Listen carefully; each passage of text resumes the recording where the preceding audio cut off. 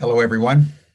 I'm Jim Garrison, and I want to welcome you to this special joint program of Humanity Rising and World Unity Week. You'll note from my background that I'm coming to you from the Starship Enterprise. This was a background that Ben Bowler, one of the co-founders of Unity Week, sent me for the Monday session for Unity Week and Humanity Rising, a session with Kurt Johnson, as just a metaphorical statement of the journey that humanity is on as we explore the recesses of deep space and those frontiers that are unknown, but that we have the courage collectively as one species to delve into and explore. That's an appropriate image today because we're going to be contemplating what happens when the superorganism meets the Holomovement. Because this entire week has been a contemplation of how humanity, as fractured and chaotic and lost as we are, accentuated by the pandemic that we're all collectively going through, how do we discern the more fundamental unity that we are, but which we've forgotten? And so this week has, in a fundamental sense, been a remembering of our most essential identity. And we have a wonderful panel that I'll introduce in a moment. But first, let us just take about 90 seconds in all the hustle and bustle and center ourselves in our bodies. Take a deep breath and attune yourself with your heart. For the next 90 seconds, just listen to your heartbeat in a spirit of gratitude and deep thanksgiving that you're alive, that we're all alive at this most extraordinary moment in the human journey.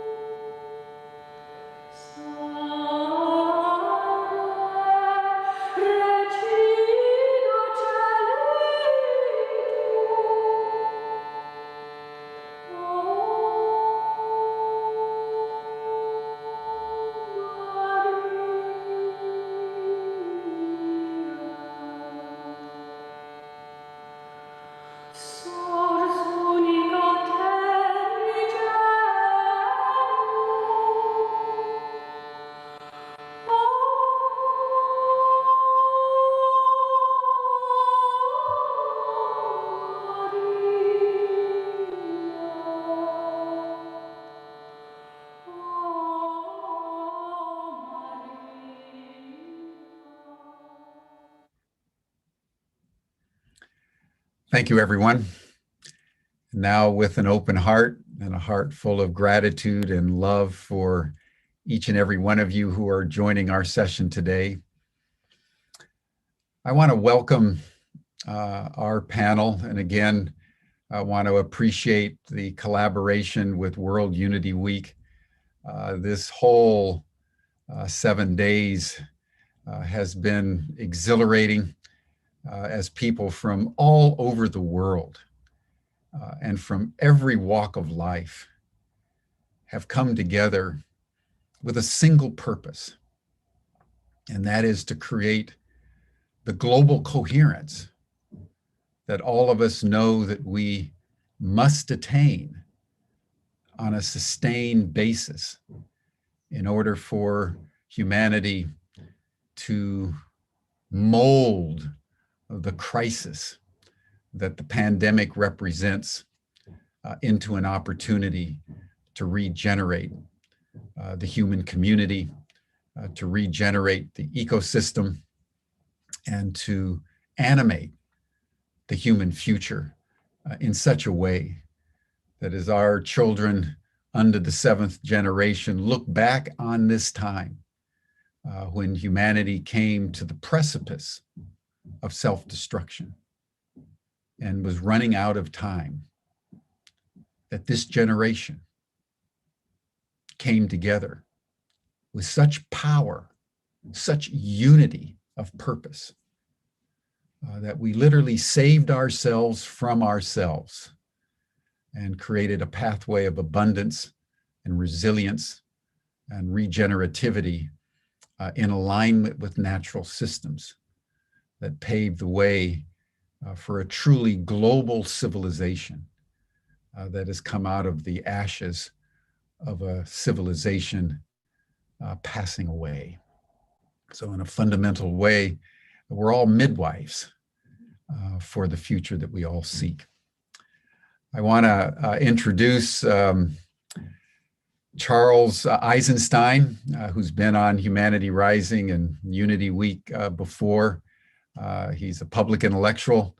He's written a number of books ranging from sacred economics to the more beautiful world that we know is possible, to climate. He wrote a seminal blog, actually, at the beginning of the pandemic called The Coronation, that was powerfully illuminating about how the depths of a pandemic could also be a coronation. We also have Julie Krull, who is a psychotherapist and I would say an evolutionary midwife and leader, who's also written a number of books, most importantly, Fractured Grace, on how we take the different aspects of our lives and weave it into a healing whole. She has a podcast and an organization that she founded for the good of the whole. Emanuel Kuntzelman, who has been a social activist and a social entrepreneur for many, many years, established several nonprofits, including the Foundation for the Future in Spain back in 1995. More recently, the Global Purpose Movement, which is actually fused with World Unity Week. Emanuel has been extremely active in the contemplation and the materialization of human unity. And then Terry Patton, who has been, I would say, an action philosopher, an action intellectual for many, many years, has just written the book called A New Republic of the Heart, and with Ken Wilber and a number of the leading practitioners of the integral movement, crafted the course on integral life practice, which is actually one of the courses that we support at Ubiquity University. He founded the Bay Area Integral many years ago and has trained probably thousands of people in integral philosophy and practice very skillfully in the Bay Area, but also around the United States and around the world. Welcome all of you to this joint program. And I want to begin with you, Julie, since you have spent so much time midwifing evolutionary leaders. How do you understand the interface between the notion of a superorganism, which we understand our planet is a superorganism that we call Gaia, a living, intelligent, compassionate organism of which humanity is an integral part. How do you understand this relationship between being a little cell in a superorganism and the Holomovement, the drive to create a unity amongst this species that seems to have gone renegade? How do you understand the pathway here? Oh, well, thank you for that, Jim. It's an intriguing question about the pathway. And when Ben Buller asked me to speak on this, and Emanuel and I were brought in with the superorganism and the Holomovement. And I've been reflecting a lot on the superorganism for Ben this week, of bringing in what's happening in World Unity Week and what are the traits and the principles that superorganisms live by, like the innate intelligence that's within a superorganism. And I have to say, it's like we're not even a superorganism, right? Because there's no separation. There's no this and that. That we're all a part of this entanglement of this undivided wholeness. And yet, when we think about the holographic universe, we are a superorganism within a superorganism with a superorganism. We're one unified social body within one unified planetary body within one unified cosmic body. And that ship that you're in is exploring it from the depths of our spaciousness. But it's the same in here as it is out here, right? So I like to use the model of a superorganism because it helps us contextualize what that means for us as a species. That we can work with distributed leadership. We can incite swarm creativity to solve some of our world's most challenging issues. We can harvest collective intelligence and begin to use that unified field of consciousness in ways that we haven't done on the planet before. And so there's a lot of really amazing traits that all superorganisms that we've studied through biology show us about our own innate capacities, our own unitive wholeness, this undivided wholeness of who we really are as a species. And with that, the pathway is exciting because if we look at the Holomovement as understanding that all of this is in motion all the time, this undivided wholeness is emerging, it's unfolding, it's unfoldment. And when we put ourselves inside as a cell within this one unified planetary body, we really can step into our empowerment to solve those issues that you mentioned in the introduction, Jim, to come into this new spaciousness of really understanding our direct relationship with the whole and become more regenerative. Superorganisms create regenerative value. There's reciprocity and sharing. There's thinking about future evolution and the future of the species. So a lot of the activity within a superorganism is about the health of caring for all life and the health of future generations. So to me, it's a real exciting metaphor. I love bringing these two together and just looking at this as an example, as a model for us to create that pathway through. And I think that's probably enough for a good introduction from me. And thank you for that question. I could say a lot more, but we have a lot of wisdom here on the panel. I'm excited to listen to others. Thank you, Julie. And thank you for all the work that you do out there. I mean, it is quite extraordinary how you've been midwifing so many ideas and people through your books and podcasts. So I just want to acknowledge your work. Charles, let's turn to you. And I think the question that I would have for you, given the fact that you wrote the pandemic, the seminal, I think, blog about the pandemic with Coronation, is, as you view the last 15 months of this collective journey that we've been on, how would you view the relationship between this collective experience of the pandemic and what Julie was just describing in terms of understanding the Earth as a superorganism, understanding the Holomovement as the fundamental identity that we are, because we're in one of these extraordinarily contradictory moments in history where the practical actual situation that we're in seems to be the opposite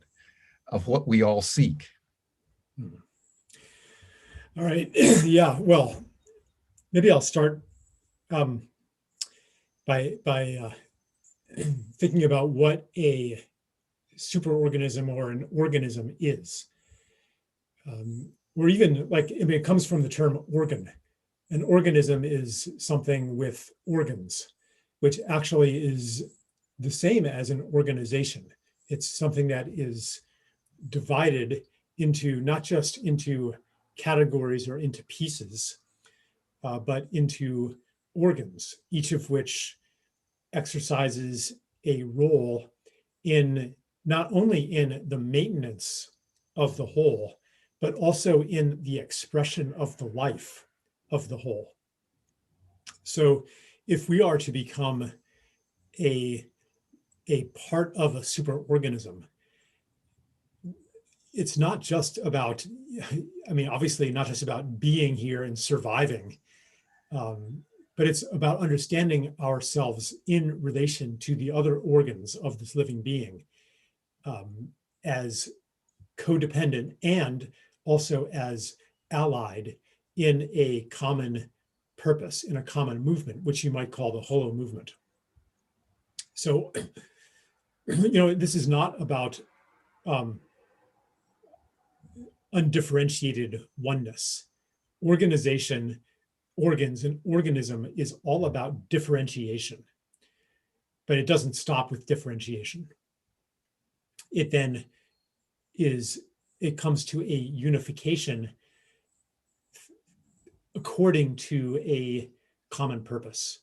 And ultimately, the common purpose is life, and to become more alive and to serve life. So how to relate that to the coronavirus and all that's been going on? One thing that's happened is that this pandemic has surfaced, exposed and surfaced, and made all the more obvious the ways in which we are not in coherence, the ways in which we are not acting like part of a superorganism. I mean, even in the very conception of what the pandemic is and what exactly the challenge is that we face, it has been mostly conceived as, here is something that's come to attack us. Now, today, we're starting to see cracks in that narrative, where the mentality of nature hostile, man progressing through conquering the hostile other, through domesticating the wild, through slaying the beasts, through creating a impregnable perimeter to insulate the human realm. Like, that whole mindset is starting to break down just a little bit. For example, with the revelations that, oh, maybe this wasn't just some random thing of nature that came to attack us. Maybe it was a genetically engineered bioweapon that escaped from a lab.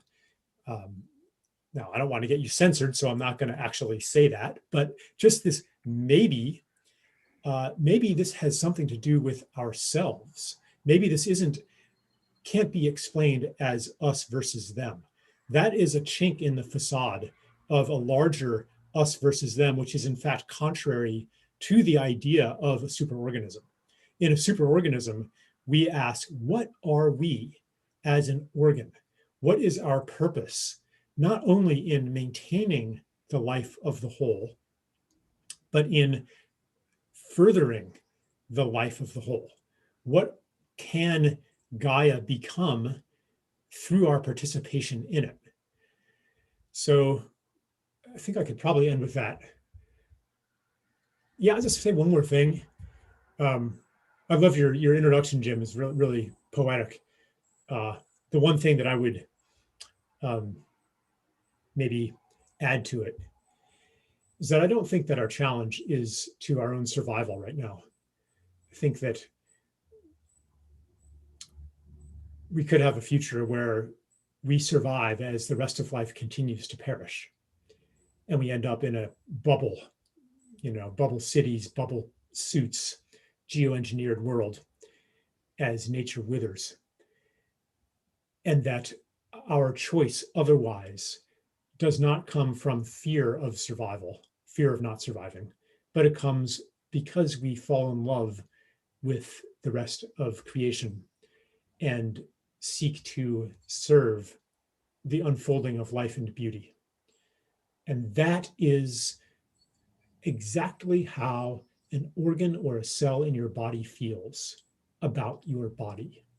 It does not think, uh-oh, I better take good care of Jim because, I'm a liver cell, and if I don't do my job, then not only is Jim going to die, but I'm going to die. That's not the attitude of your cells. They are in love with their tissue, with their organ, and with you. And that is the, if you want to speak of a coronation, that is actually the ascension into true sovereignty.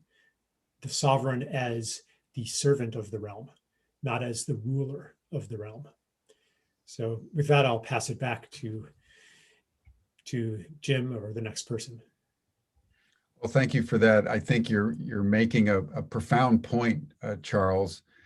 That when you think of the superorganism, it's not just undifferentiated unity. It is a highly unified differentiation in which each aspect knows specifically what it is and its accountability, but within a harmonized view and experience of the larger whole. And Terry, got to turn to you on this one because thinking of Ken's work on holarchy and layers of hierarchy and how all the different aspects of the natural system cohere together in nested hierarchies and nested holarchies as a single superorganism. Speak to us just for a couple of minutes on kind of the integral view of the superorganism. Well, evolution is often said to proceed by differentiation and reintegration. And that as we differentiate ever more fully and are able to specialize in ways that give us all kinds of new capacities, the kinds of integration that are necessary on the other side of that differentiation are way more sophisticated.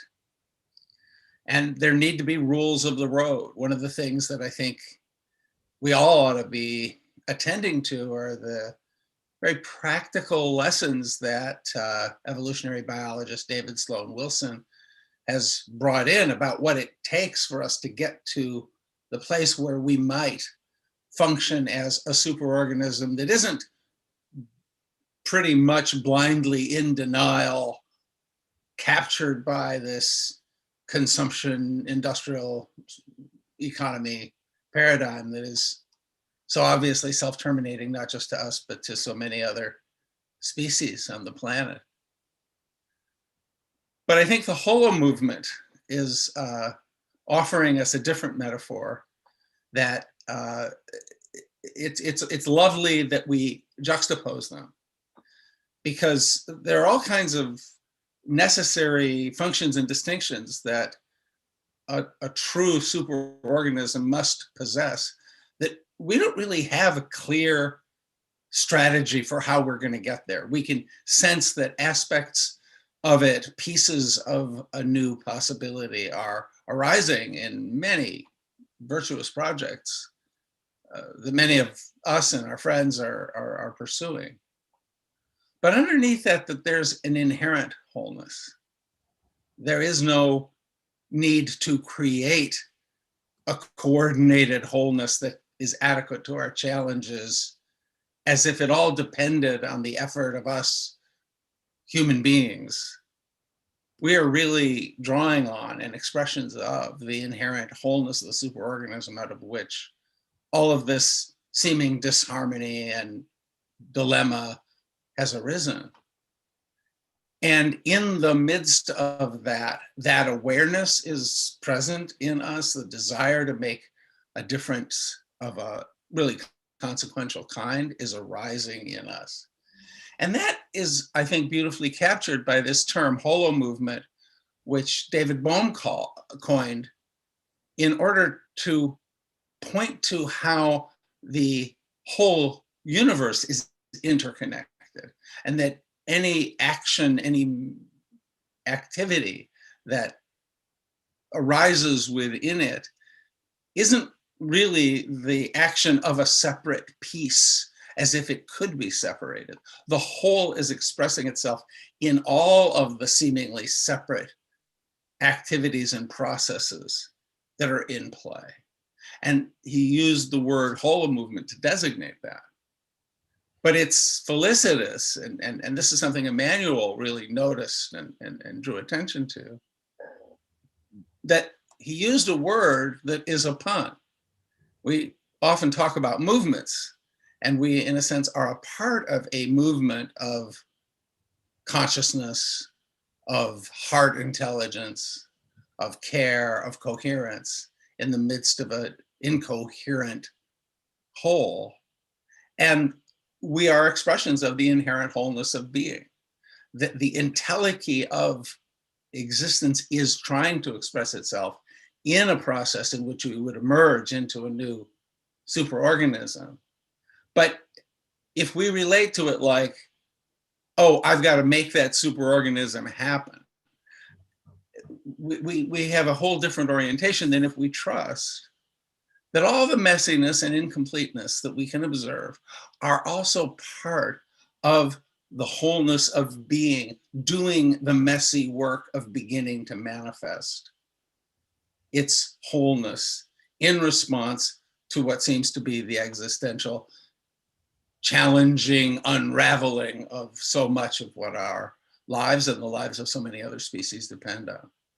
So for me, the holomovement is where I'm rooted, already trusting a process that absolutely can be trusted, and letting myself be the hands and feet, the eyes and ears of something much greater than myself, which is always already intact. So the inherency of it, the thing we can trust, that gives us the strength to do the seemingly impossible of becoming that tightly coordinated of a multidimensional superorganism that we obviously all are attempting because we're part of this holomovement. Yeah, beautifully put. It's by definition, being in the superorganism holomovement, it gives one the capacity to embrace the messiness as also part of the movement itself. And that's part of the beauty of the integral framework. As Ken says, you just put all the facts, interior, exterior, personal and collective, out on the table, and it's all true. And it's basically a question of synthesizing that totality into a redemptive whole. So I would want to circle back on that point, Terry.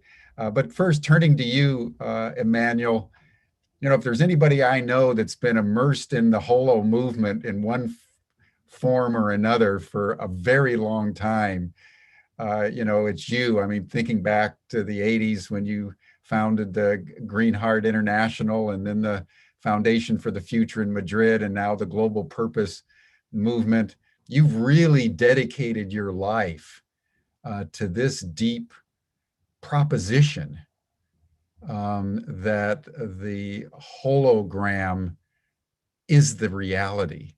Would just love to hear from you of your evolution of thinking and being as you've contemplated being part of a superorganism called Gaia and working so diligently over the years and decades now in creating the Holomovement that David Baum spoke about. I'd love to hear about your evolution of your sense of these terms and this movement.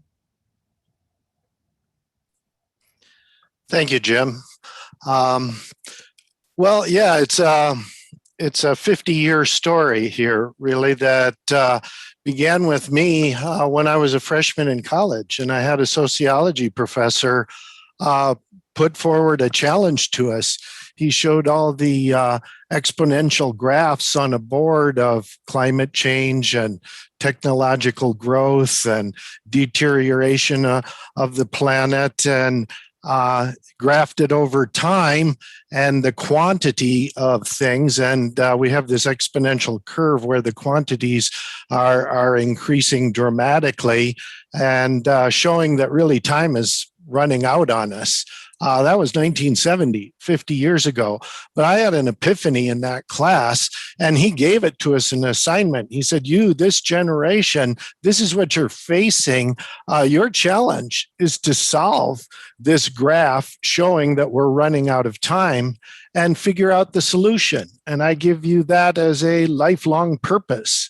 Well, I took that seriously, and I've dedicated the last 50 years of my life to pursuing that purpose, to find solutions before we run out of time.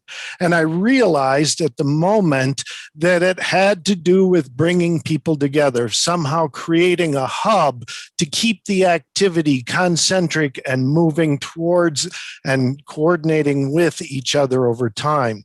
I tried to put this in practice in my personal life with the organizations I developed, non-for-profits, and always trying to put in my volunteer time first to make the organization grow and prosper. And this has led from one organization to another. But this really is a sociological phenomena here that has most preoccupied me. With all due respect to biology and the superorganism, and that's what we are, my vision of the Holomovement is a sociological process of us coming together, of all the many organizations, grassroots groups around the world. Paul Hawken has referred to them, literally millions, working in their silos. How do they come together as a single force? And I see this, the endemic wholeness of humanity, the truth, beauty, and goodness in ourselves calling out to this. So it is what leads us out of chaos. It's a sort of holotropic attractor pulling us forward into the future. And just as it's given me my purpose and my drive throughout my life, I feel that is an adequate answer to the entire world. There's a holotropic attractor telling you, you don't have to do much except rediscover the truth, beauty, goodness, the human spirit within yourself in its highest essence, and put it into practice. Find more groups to work with, more people to coordinate with, and make the Holomovement happen.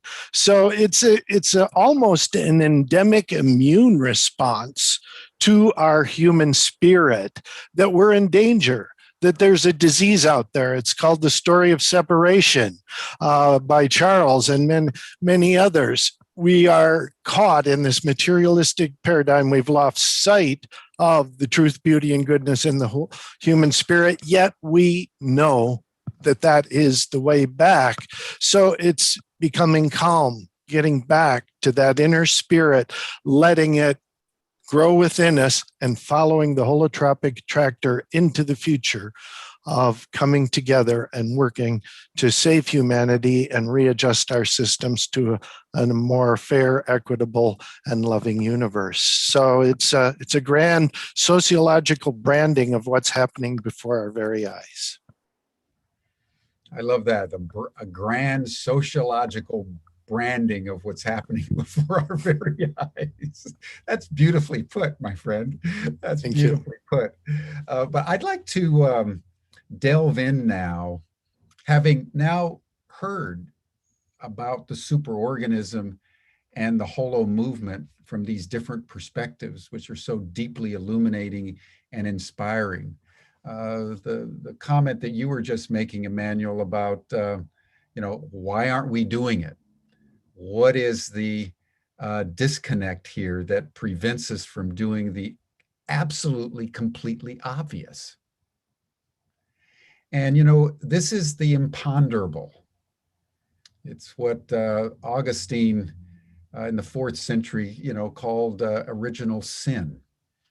When Jacques Rousseau, the great revolutionary philosopher of the late 18th century, when he was asked the question, he said the original sin, what caused the disconnection, was the notion of private property.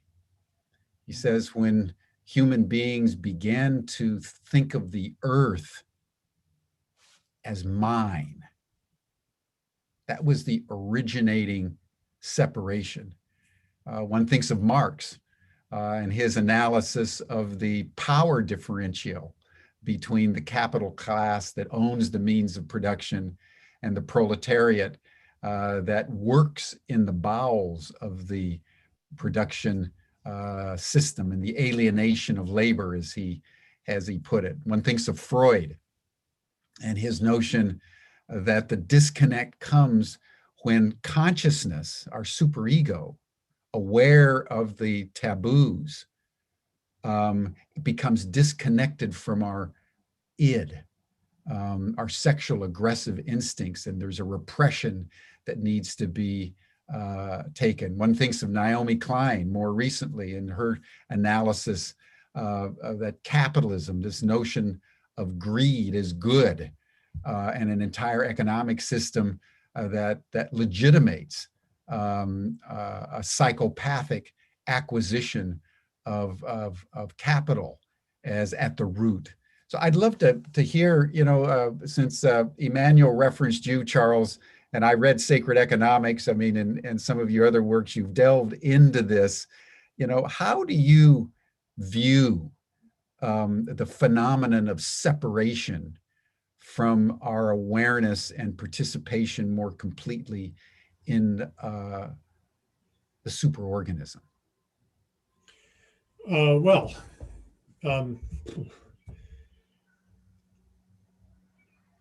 Not quite sure where to begin with that. When I speak of separation, I'm usually speaking about, as Emanuel said, a story of separation, the story that tells us who we are and what our role is in the world and how reality works, how other organisms behave and why. So and then we build systems on top of that story that embody that story and perpetuate that story. So our systems are both a cause of, or both a result of a story, or you could even say a mythology, but they also are the cause of that story and mythology. For example, so if you are operating with a psychology of separation, where you hold yourself as a separate individual and believe that the well-being of others has little impact or an avoidable impact on your well-being, if you believe that what's happening in, Cameroon or Palestine or Peru to humans and to nature doesn't affect you, if you believe that, that's not because you're bad. It's because, to a large extent, of your immersion in a system that makes that true in your experience. Mm. So, like right here, I live down the road from a bunch of turf farms whose operating model is, round up chemicals, strip the soil, like highly mechanized, and it doesn't, like, if we lived in a local connected village kind of society, then that would have a huge impact on me. But it doesn't have that big an impact on me because I can get my food from somewhere else, and I can get and I can drive somewhere else to enjoy nature. And so the society and the physical infrastructure that I live in makes it seem true that what happens to the other need not affect me. So that's a way in which the system reinforces the story. So both of them grow together in a kind of a gestalt. They're like in themselves, they are a being. And this whole civilization that comprises system, story, psychology, economy, et cetera, that organism is reaching a point of transition, a point of metamorphosis, which could be a point of death and then a rebirth of something else, or it could be a point of, like a caterpillar turning into a butterfly, a point of metamorphosis. And part of that metamorphosis is a graduation into a different story, a story that no longer holds that what happens to the other doesn't affect me necessarily, but it understands that actually it's the opposite. What happens to the other inevitably and inescapably affects me. This is the true nature of interdependence. It's not so much necessarily survival, as I mentioned on the chat. It's not necessarily that if we destroy the whales that we die, that we cannot live on a planet with no whales. The question is, what kind of life do we have? And if you've ever seen a whale and been enriched by that sight and the presence of that being, then you have some idea of the poverty that results from the depletion of life outside of ourselves. So a story of interbeing accepts that, embraces that, and then seeks to build systems that embody that view. I think that's a very profound observation, that the stories we tell ourselves, starting from our mother's knee, are both causes and effects of the system that we built and live in around us. And we develop a symbiotic relationship between story and system.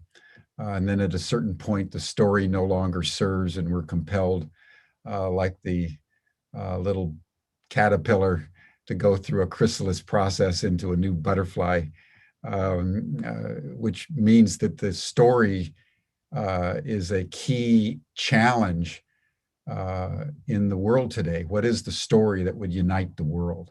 That's a powerful point, Charles. Thank you.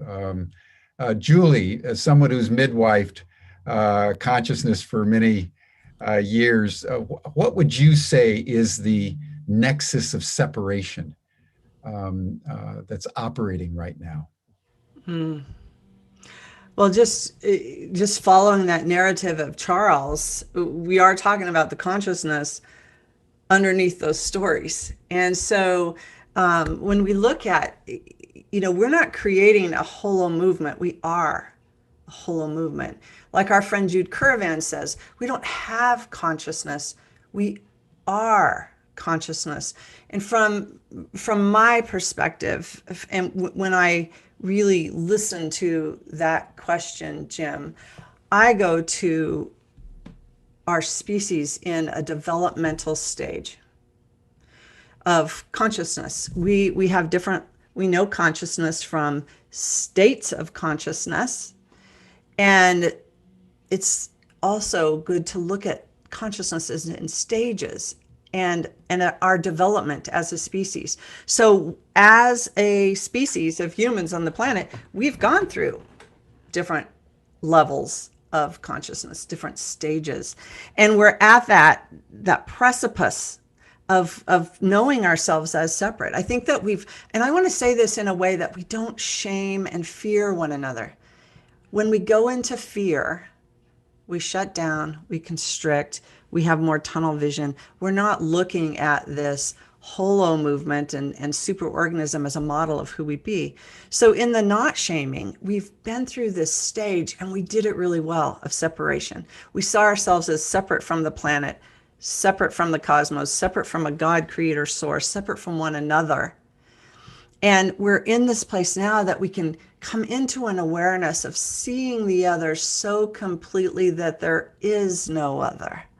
We're moving into this place of a unitive consciousness, this next stage in our development as a species. So, as Charles was saying, from the place of separation, when we believed ourselves as separate, we created those narratives.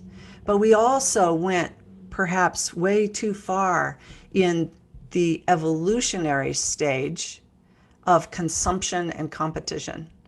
Developing that ego, coming out and really the old Newtonian physics of survival of the fittest, the strongest.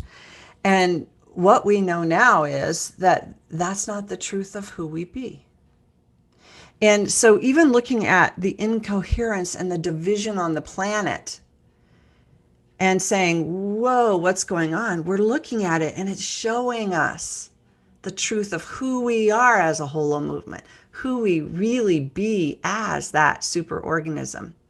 And so it's, to me, it plays an important role in our development here. It really is an important piece to go, okay, we've been through this stage. And I'll just drop in one more piece. I was having a conversation with Greg Braden yesterday, and we were talking about the difference between biological evolution and conscious evolution and his new work. But if we listen to Elizabeth Sahtouris, evolution biologist, who talks about every species on the planet, she studied so many different species on our planet who have evolved.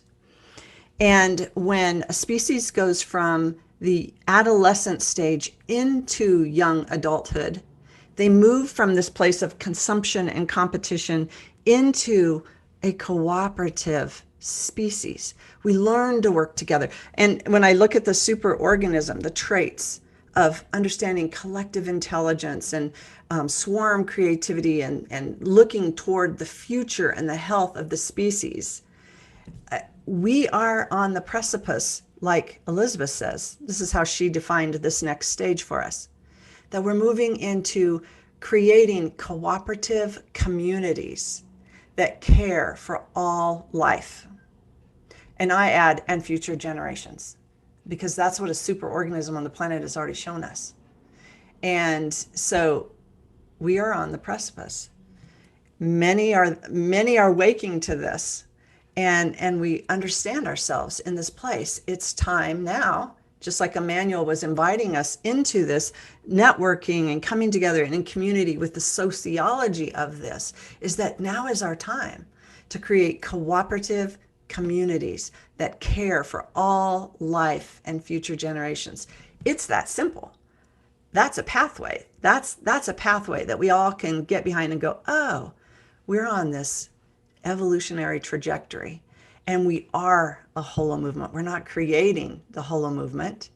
We are a superorganism. We don't have to do anything. And like Charles said, and like Terry said, it's like when we come into that place, we know the organ that we're a part of. We know our own, Emanuel talks about purpose. When we, for a long time on the planet, we've talked about soul's purpose. And I'm talking now about where does our soul's purpose meet our evolutionary purpose? Because that's right where we're at on the planet, is when I can bring my soul's purpose into the larger evolutionary purpose, I'm activating the organ that I'm a part of. And it comes into greater health and loves the larger body and cares for the larger body and creates a reciprocity and a giving and enacting the vitality code that our friend Shelley Ostroff talks about, is that when the individual gives to the whole gives back and cares for the individual. I love this point that you're making about the challenge of our generation is to fuse our individual soul's purpose and destiny with evolutionary purpose and destiny. I think all of us have this intuition in the world right now that every choice we make in the practicalities of our life, all the way through to the purpose of our life, is conjoining collectively to determine the fate of humanity on this earth. I think one of the implication and consequences of the pandemic, it's been really the first collective experience, and it's really put all of us in the same conversation in a fundamental way about purpose. And I think, Charles, that was the really the brilliance of the coronation blog. You really illuminated for us that there's a deeper purpose here, ladies and gentlemen. There's a coronation here.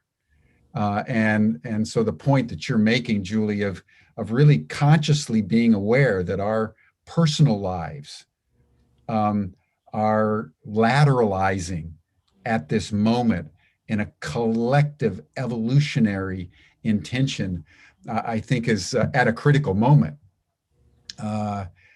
is really a powerful one. And within this context, Terry, I'd love to turn to you for like an integral perspective on what Julie just said. I'm thinking of spiral dynamics. I'm thinking of nested holarchies, etc.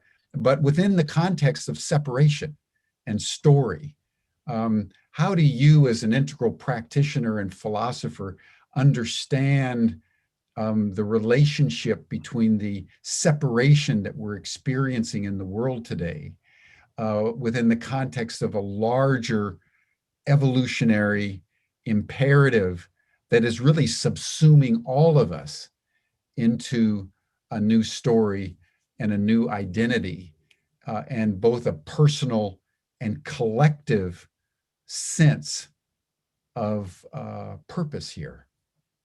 Well, Jim, that you might say abstract or theoretical integral modeling of it all is a place where I've done a ton of work for decades. And yet, for me, the focus on the model and the nuances that it illuminates became secondary 4 or 5 years ago, well, 5 or 6 years ago, because I saw how quickly the unraveling was taking place and the emergency on the planet. Really, the necessary move was not to step back and get a bigger meta perspective. The necessity, it felt to me, was to find a way to engage in a way that was transformed. So I went through a process of deepening, and because we live in a society in denial, a consumer society in which none of us, all of us are to some degree complicit in that. For me, this required a whole series of dark nights of the soul because things are more serious. My one-liner that I often offer in my email closing, things are far too serious for us to lose our sense of humor. And so I kept going deeper into the darkness and then discovering a deeper level of the profound okayness and beauty and wholeness of being. But then just 2.5 months ago, on my 70th birthday, in a very surprising way, I landed in the hospital with a terminal diagnosis for a type of cancer that is very like what I had described our human presence on the planet having become to Gaia. It was as if the very same cancer was suddenly here, that the battle that and really I wasn't conceiving of it so much as a battle, but the transformational challenge and struggle that I had seen externally was suddenly alive in my own being. And it was very quick that I recognized that if I had less time here, I wanted to waste not even a moment being in resistance to what is. And that I trusted this process. It was my time, I'm ready to go. But there were many nuances and complexities that offered the potentials for miracles, and all the parallels to our collective mortality and everything that I had been focused on in my work were so vivid and immediate that I've been, and I continue to be. I mean, this is a instruction from the universe that continues to unfold itself. And oddly enough, in a way, the life Terry had ended on his 70th birthday, and I'm in some new life, which will have its own trajectory and its own qualities. I think that we're all discovering that collectively there is some type of life we were living that is ending, and that we are beginning to participate in that next life that is possible. And it's there's no blame in this story. There's a lot that's difficult. There's tremendous amounts to grieve. There's heartbreak, and there's loss of things of immense value. And yet the divinity of the present moment, the utter effulgence of life, is what is going on. We're always drawn into the story of the drama of how things are a problem and how maybe we can have a happy ending. Our stories tend always to be stories that are rooted in our separation from that Holomovement, that inherent wholeness. But what I'm discovering in my own practice in this moment is that a release into the wonder and gratitude and trust that are the essence of my healthy participation in life are exactly what we're called to in this macro sense. That and there is a new, like, in doing that, I show up willing to love, and I discover that all of my wise friends who've been leaders like yourself, we're all learning that we can love better, that we can be better friends to one another, that there is a potential here for a coherence that is really deeply intimate right here in ourselves. And that in that we will find our healings. You know, my healing may be a process of dying a good death. My healing may be a process of discovering new possibilities and being of service here in new ways. And yet, and I don't know what that is, but I trust it. And for us to break out of, you know, there's an immature positivity that hasn't grappled with the darkness. But on the other side of some dark nights of the soul, there is a kind of trust and positivity that is of a whole different character. I don't think that if you haven't been through the hell of seeing it all burning up, you're really present here to the potentials for a miracle.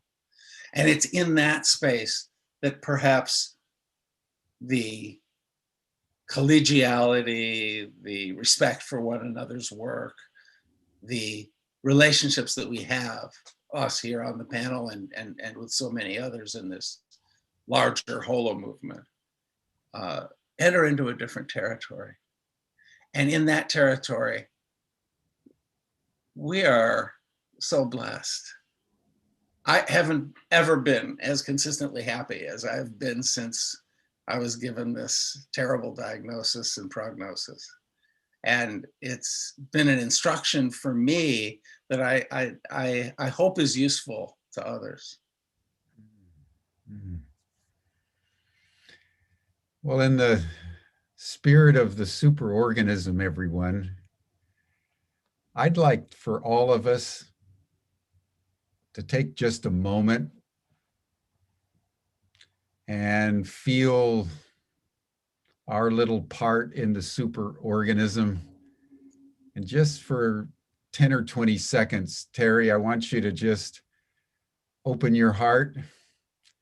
And all of us, all the thousands of us that are on this program today, I invite everyone to just focus all the love and strength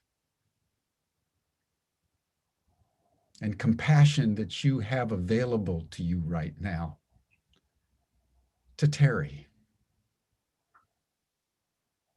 We love you, Terry. And let's just all take a moment to contemplate the power of that.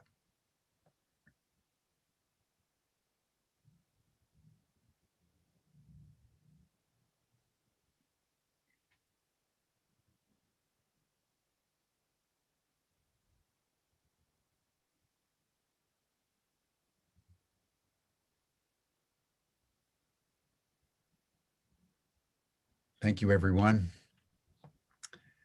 The superorganism is real. And our collective capacity to create intention and healing has effect. And it's my deepest conviction that that's the essence of the superorganism, a consciousness that molds as one and is interconnected across space and time. So thank you for sharing that, Terry. It's a powerful, powerful fact now that we'll hold collectively. So Emanuel, I'd like to turn to you now and along the following lines. What was coming up for me while Terry was speaking is a famous saying of Nietzsche's, that those that were watching the dancers thought that they were insane because they could not hear the music.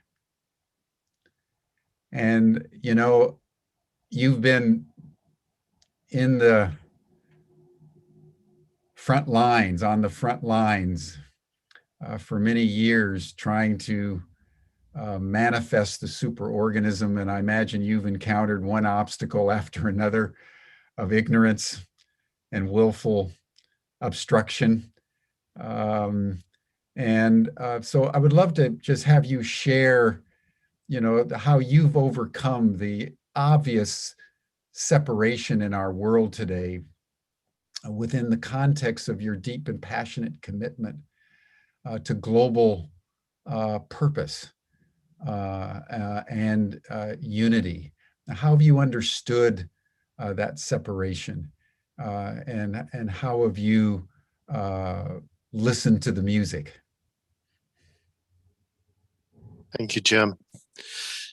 You know, I recently, last week, sent out one of my newsletters about World Unity Week and some theories of holographic understanding of the universe and all that. And a very good friend wrote to me and said, this is all wonderful and beautiful, but what difference does it make? We're all so divided anyway. Is it really going to matter? And I've heard this thousands and thousands of times throughout my life. And every time I hear it, I kind of double down on my own purpose. Because what else can we do? Say, yeah, we're divided and there's no hope. You know, one of our renowned presenters earlier in the week was kind of saying activism has failed over these last 50 years. I don't think so. You know, activism doesn't fail and purpose doesn't fail. It can look dark and it can seem daunting, but all the more reason to dig deeper into the depths of our soul and find that strength and courage to carry forward. And the deeper the crisis gets, the more creative the solutions will be. So that is the reality of chaos theory and our current crisis. And so the worse it gets, the more creative we will be in resolving the situation. And, you know, it is a field. It's a superorganism. It's a holomovement. It's the whole of the universe. It's field energy. And I just say to people, you know, when they ask, what are the cultural containers that are going to carry this forward and make it whole? We don't have those. Well, I think we do. And those cultural containers are healing itself. Healing what I call the karmic field. You know, every thought, word, energy, intention we ever emit in life is forever conserved in the universe. This session today, there is a field of this panel that will be forever there. And someday in the distant future, maybe we'll have the technology to go out there and bring back all of us talking together about the Holomovement. And when you think about that and every individual, not only action, but thought and intention we have, it's registered forever. And when we're singing the song, it's out there forever. That is the karmic field. And yes, it is disrupted. And yes, there are historical grievances and conflicts that seemingly will never be resolved, but they will. Because the action we all take individually is healing our own karmic field, healing our group fields, our cultural fields, our nation fields, our tribe fields, all those fields. You know, we were all once in a different field or will be in a different one in the future. Drop the possessiveness of your fields, your attachments to your upbringing and your culturalization processes. Open it up, be free, heal the karmic field, heal yourself. That's the action that overcomes the despondent negativity of our times. And if we focus on that, it has an energy of itself. It shows us how to heal. It is our own immune response to the negativity and divisiveness out there. It is our shared common purpose to heal ourselves and heal our field and work together. And if we sit back and listen and we do the dance and we hear the music at the same time, then we're whirling in joy and activating together. Beautifully put, beautifully put. You know, and that's the challenge I think that all of us get. What difference are we making actually out there in the world? And that's a powerful question, because when you look around the world, the answer isn't so obvious, particularly when the headlines tell us day by day that it's getting worse. And what you were saying, man, you remind me of this story in the Old Testament of the prophet Elijah. You remember if you know your Bible stories, the prophet Elijah was a prophet in Israel at the time of King Ahab and Queen Jezebel, who were leading the people to sin and establishing altars to the god Baal. And Elijah dueled with them and defeated them, but didn't seem to make any marginal difference, retreated into the mountains and was sitting, feeling sorry for himself that he was the only one left in Israel that was staying true to the Lord God. And it says that the storms came and the wind, and then finally the Lord came in a still small voice and reminded Elijah that he was not alone, and enabled Elijah to have a vision of all the people across the land that, like him, were keeping the integrity of the spirit. And I think we're in that one of those moments where we are individually keeping our integrity, but at the macro level, it looks like we're on the Titanic, and yet day by day, we have to find, as Emanuel has had to do, the courage and the strength to do what is necessary. And it's within that context that I'd like to turn to you first, Charles. You know, as you live your life, you know, what is it that gives you strength just to keep on keeping on in the world today? And I'd love to have each of you comment on that. You know, what virtue, and I'm thinking internally now, what is it that gives you strength? What is it that empowers you to just persevere in a obviously very chaotic world?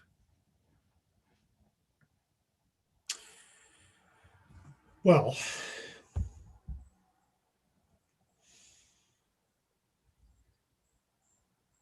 I'm careful about answering a question like that, because if I name any internal quality that I might have, I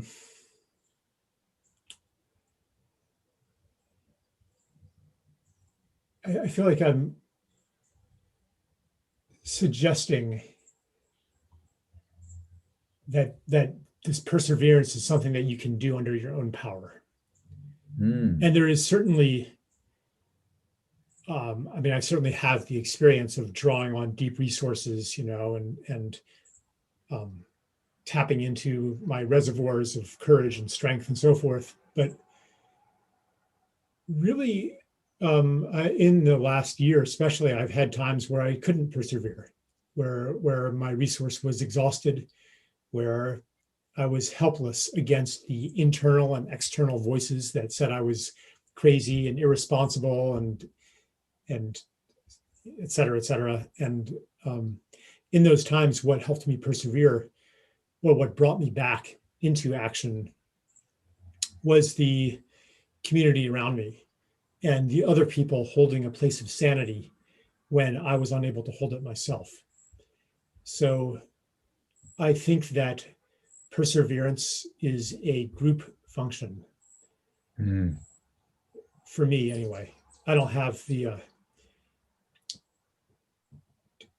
even that, it's not, yeah, maybe I do have the inner resource, but where did I get that inner resource?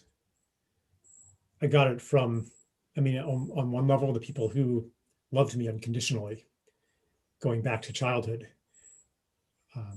I have the inner resource through the miracles and synchronicities that intervened at just the right time to remind me that I wasn't a separate self in a universe of other. I have the inner resource that comes from other people reminding me of that through their courage and through their dedication to what I also believe in, that tells me that I'm not crazy for doing it as well.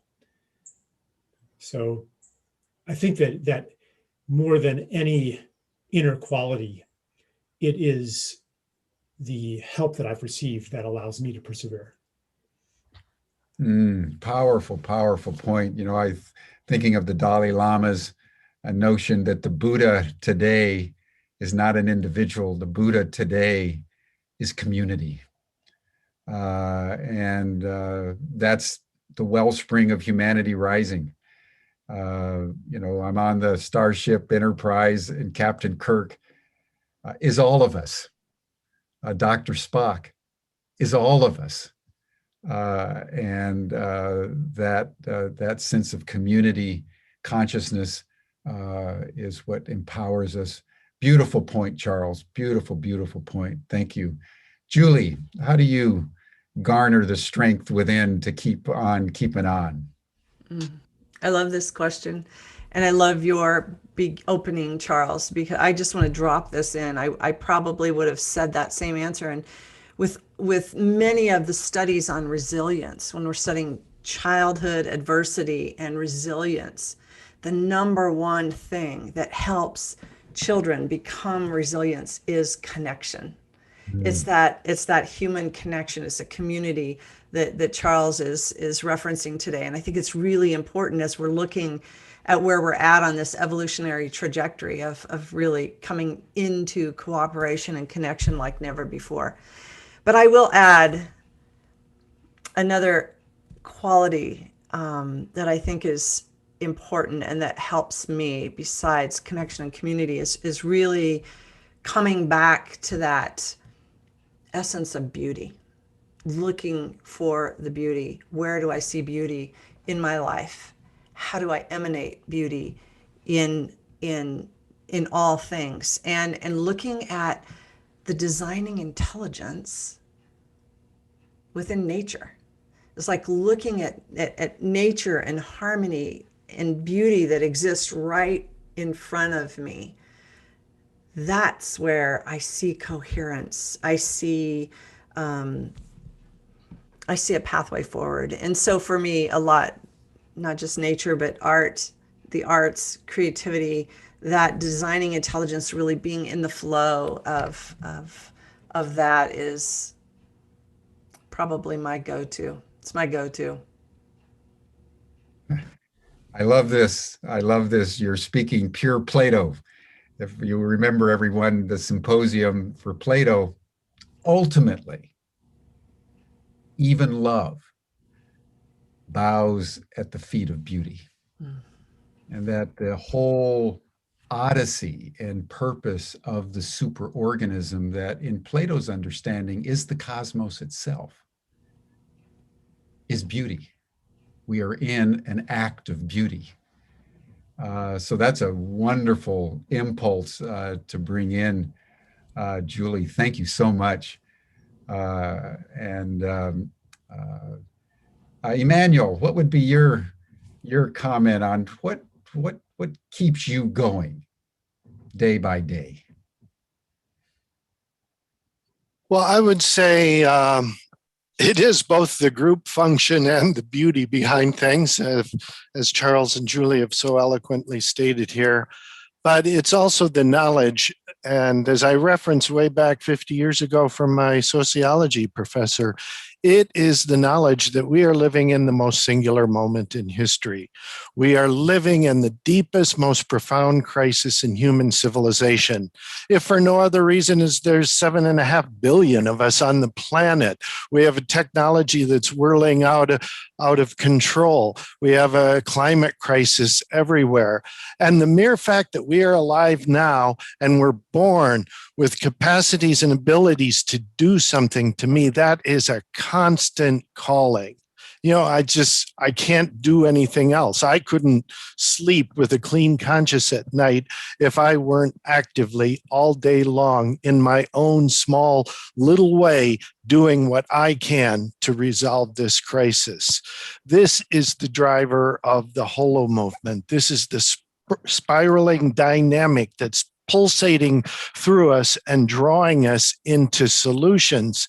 And given the crisis, and given the fact that 100 years from now, when historians look back on this moment and see that humanity managed to come together and resolve it and learn to live in harmony, and my great-grandchildren will say, "What were you doing when the great crisis hit the planet?"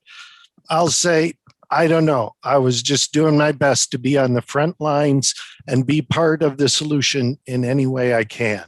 And that to me just gives me an energy and a strength day by day to carry on with the group function of seeking the beauty within. That's a profound point, everyone. I think Martin Luther King would call what you just said, Emanuel, recognizing the fierce urgency of now. That we're not only in deep community, we not only contemplate the beautiful, but we're aware of the kairos. We're aware of the time in which we are called to act. And the time, as scientists all over the world are telling us, this next decade may be the most consequential decade in the history of our species, because the choices that we will make will determine our fate in a very fundamental way. So bringing in the fierce urgency of now is important. And it's worth noting, everyone, that as he was contemplating the fierce urgency of now, it was Martin Luther King who said, in this moment, understanding what you're willing to die for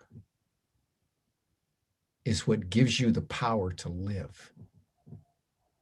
So the moment, the awareness of the specific context of your life at this time, in this place, is what shapes everything that you do. So that's a powerful point, Emanuel. Thank you for that. Thank you for that.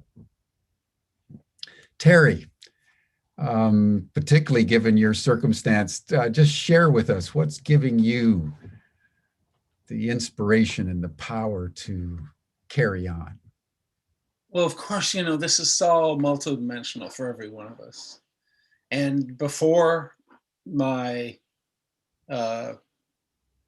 shocking, reorientation with this disease, I had a clarity about a strategy that I felt made sense. It seems to me that a new way of being human, that we learn how to live with one another in community, is the thing that is called for, and that is naturally, the Holomovement is making that happen in our lives. We are finding ways to do that with others, and every single one of those experiments is finding something true, but also not complete.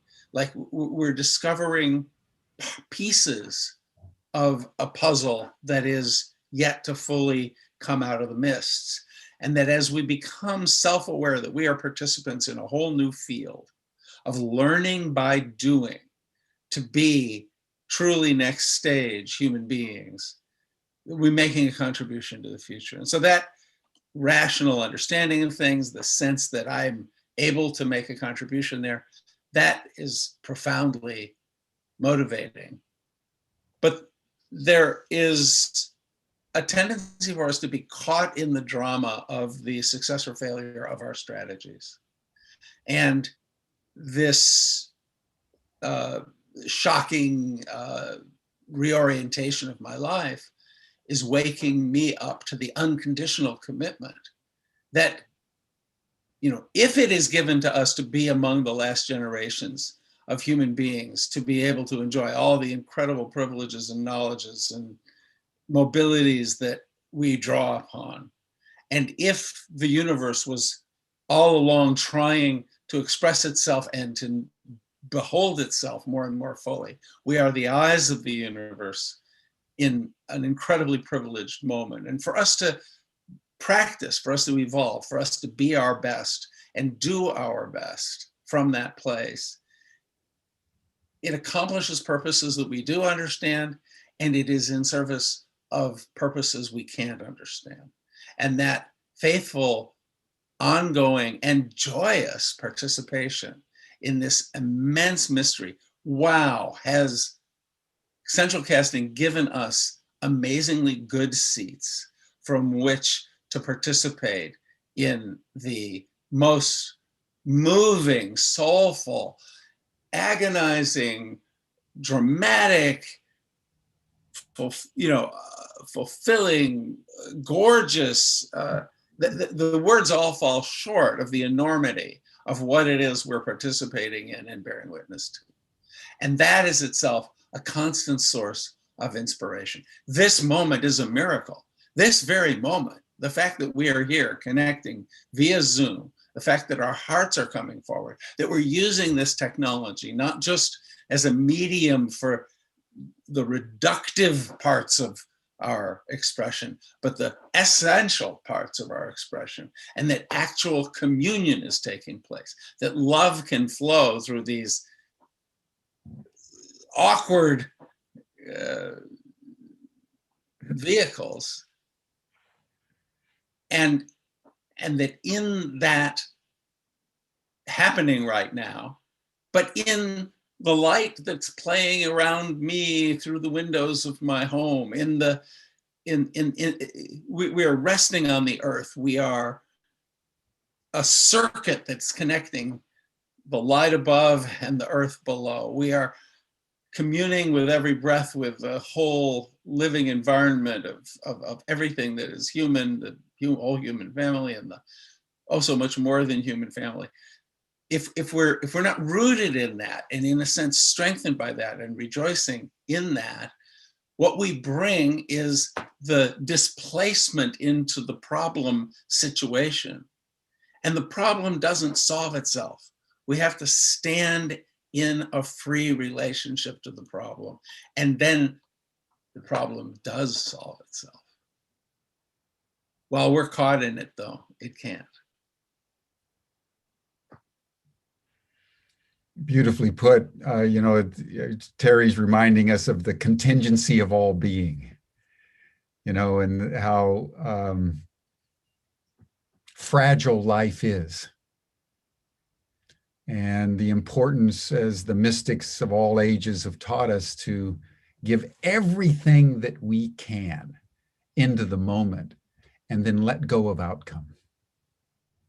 And it's in the letting go of the outcome that the outcome transpires. And all of our rationality and our intellectual certainties and our dogmatisms want to control everything down to the last moment. And as the scriptures say, the horse must be made ready for battle. But it is God that gives the victory. So thank you for that note of humility, Terry.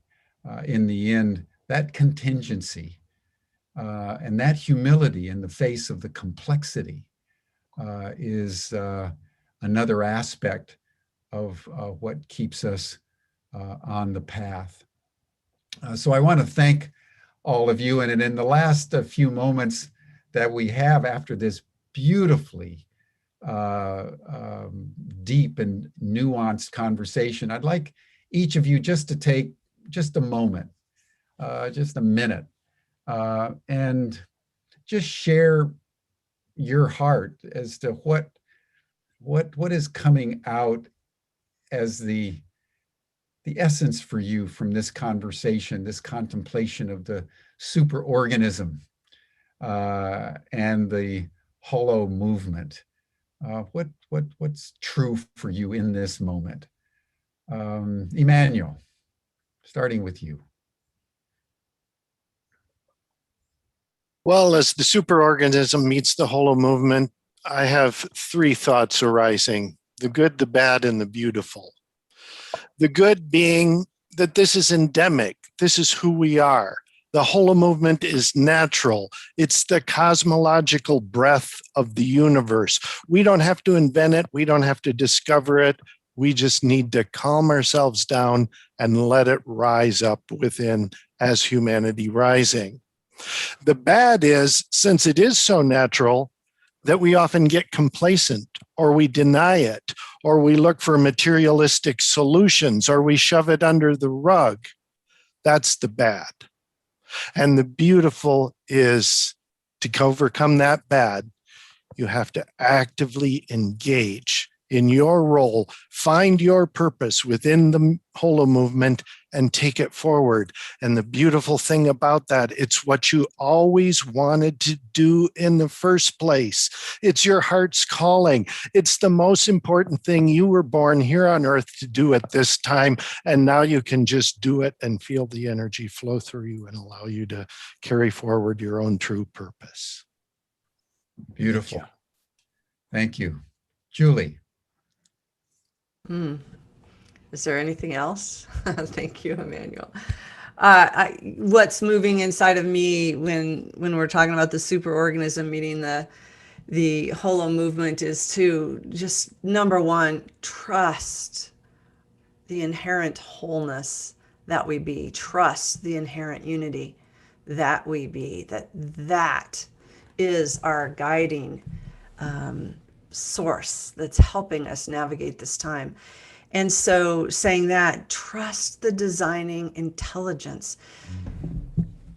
Evolution is evolving us. The impulse of creation, the impulse of lifing is expressed as us in this moment. And so as we really begin to step into our place in that, losing that illusion of separation, literally stepping out and coming into this place of our inner being, it's time to just trust that this impulse of evolution is moving us forward. The impulse of creation is creating greater life through us.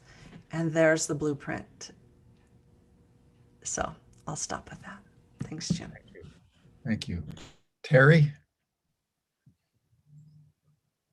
I am overjoyed to be right here, right now, alive, conscious. This is all I could have ever prayed for. It is full. Nothing needs to be added to it. From there, I can see all of the unsustainability and madness.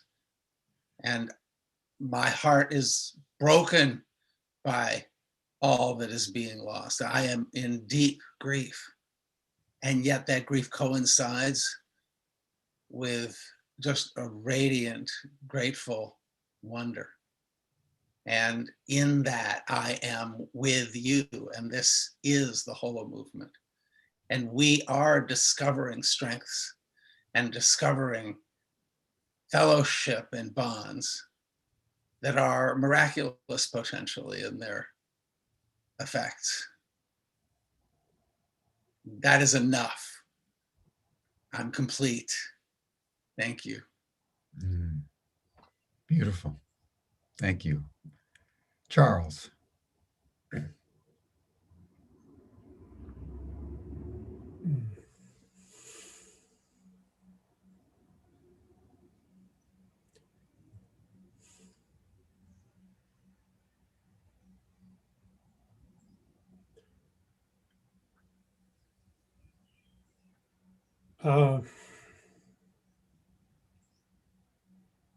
I'm just feeling right now my what comes to me quite often, which is that if I trust my knowledge that there is a path, even if I don't know what it is, but when I trust my knowledge that there is one, then I can recognize what the next step is.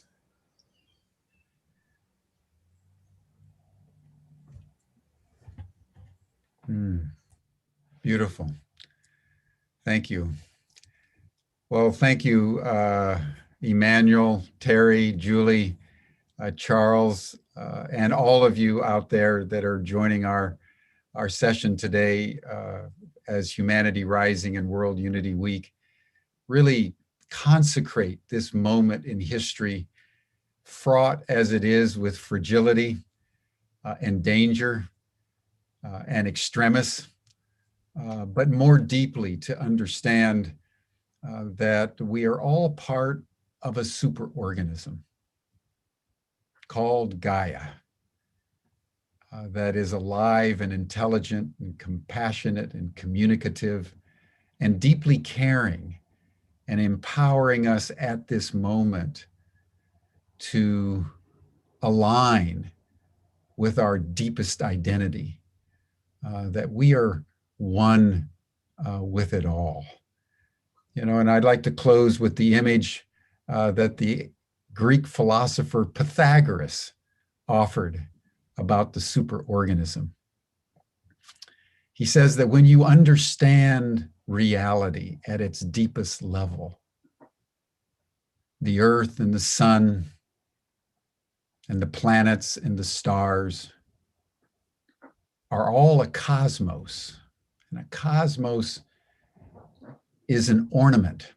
He says the entire superorganism of cosmic being is actually an unfolding poem, a beautiful song that we are singing together.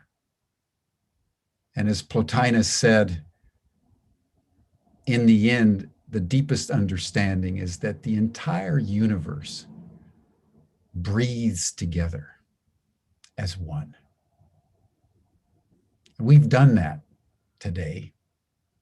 And I want to honor our speakers for illuminating that portal to enable us to all breathe as one. So thank you, everyone. We'll see you again on Monday for Humanity Rising. And we'll be delving into the dreams that we're all collectively dreaming during this pandemic. Bye for now.